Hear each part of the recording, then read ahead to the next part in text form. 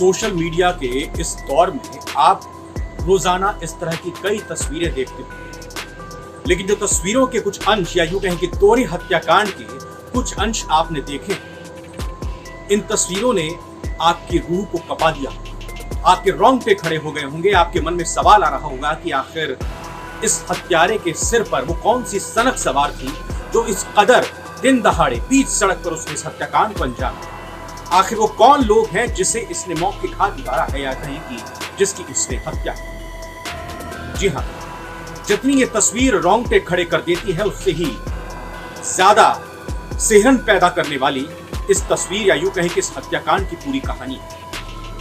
ये तस्वीर राजस्थान के भरतपुर की। यह हत्याकांड क्यों हुआ, इसके पीछे की क्या कहानी है, मैं वो आपको बताऊंगा। लेकिन पहले एक बार फिर से इस पूरे हत्याकांड को या यूं कहें कि सीसीटीवी में रिकॉर्ड हुई इन तस्वीरों का आप देख लीजिए।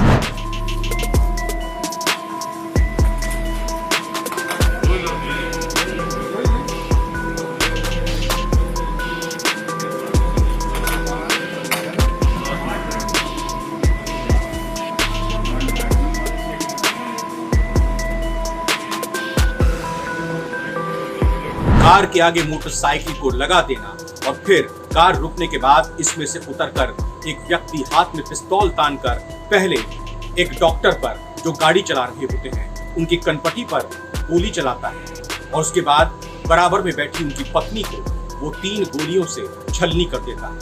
दोनों की मौत हो जाती है। उसके बाद यह हत्यारा अपने साथी बाइक सवार के साथ बाइक पर सवार होता है, बैठता है, लेकिन बाइक आगे नहीं चल पाती, स्टार्ट नहीं होती। फिर धक्का लगाकर उस बाइक को चलाया जाता है। फिर हवा में 2 गोलियां दागकर 2 हवाई फायर करके ये फरार हो। आपको बता दें कि खुलेआम हत्या करने वाला ये शख्स उस बहन का भाई है जिस बहन की मौत 2 साल पहले हुई। आपको 2 साल पहले 2019 में लेकर चले। दरअसल 2019 में इस हत्यारे की बहन और इसके भांजे की हत्या कर दी गई और इन हत्याओं का आरोप ये जिस डॉक्टर और उसकी पत्नी को इसने बीच सड़क पर मारा इन्हीं पर लगा।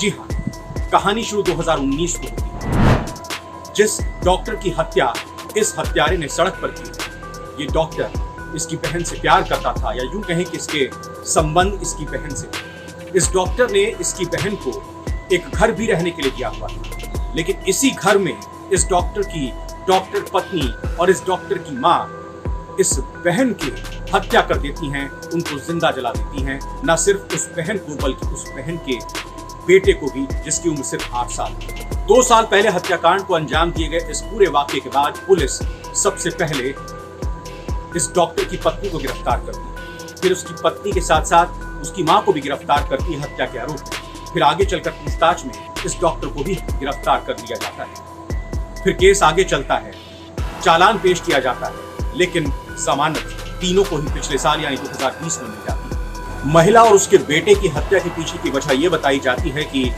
डॉक्टर के पत्नी और माँ को जब उसके अवैध संबंधों का पता चलता है तो ये बात उनको नागवार गुजरती है और वो इस हत्याकांड को अंजाम देने की सोचती है, ठानती है और अंजाम देती है। और कहीं ना कहीं डॉक्टर का भी इसमें हाथ सामने आता है। फिलहाल ये जमानत पर रिहा थे, लेकिन इसके बाद ये जमानत पर अपने रोजमर्रा की जिंदगी जी रहे थे और अपनी क्लिनिक चला रहे थे, धंधा से घूम चला रहे थे। ऐसा लगता है कि इस हत्याकांड को अंजाम देने से पहले इस हत्यारे भाई ने कई बार डॉक्टर दंपति के आने जाने वाले रास्ते की रेकी की हुई थी। वो जानता था कि शाम को कितने बजे वो अपनी क्लिनिक से घर जाते हैं या सुबह कितने बजे वो अपने घर से क्लिनिक आते हैं। और इसी तरह से रेकी करने के बाद उसने इस हत्या को अंजाम देने की ठानी, अपने एक दोस्त को इसमें शामिल किया, मोटरसाइकिल पर सवार हुआ और रोजमर्रा की तरह जब डॉक्टर और उनकी पत्नी कार में सवार होकर अपनी क्लिनिक से घर की तरफ जा रहे थे, उन्होंने बीच सड़क पर या कहें कि हत्यारे ने बीच सड़क पर उनकी गाड़ी को रोका और फिर इस तरह से इस हत्याकांड को अंजाम दिया।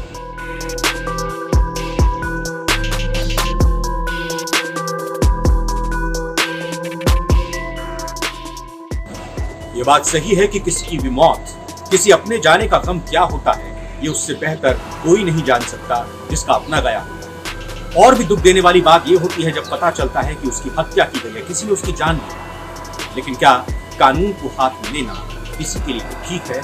क्या जिस तरह से इस हत्याकांड को अंजाम दिया गया है वो ठीक है? जाहिर तौर पर आपका जवाब ना हो। फिलहाल ये वीडियो आपको कैसी लगी इस पर अपने कमेंट कीजिएगा, हमारे चैनल को सब्सक्राइब कीजिएगा और कमेंट के जरिए बताइएगा कि आगे किस तरह की वीडियोस आप पसंद करते हैं।